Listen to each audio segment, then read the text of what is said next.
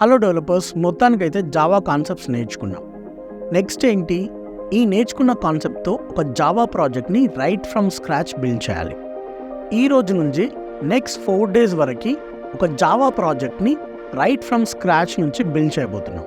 అంటే ఒక project requirement document తీసుకొని దాన్ని అనాలిసిస్ చేసి బేసిక్ సిస్టమ్ డిజైన్ చేసి ఫంక్షనాలిటీతో ఇంప్లిమెంట్ చేయబోతున్నాం.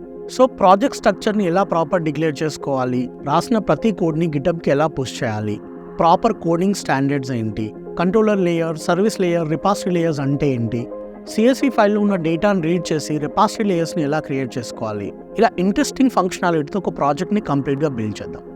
సో ఈ నెక్స్ట్ 4 days చాలా ఇంపార్టెంట్. ఎవరైతే ఇంటర్వ్యూస్కి అటెండ్ అవుతుందో వాళ్ళకైతే ఇది చాలా హెల్ప్ అవుతుంది.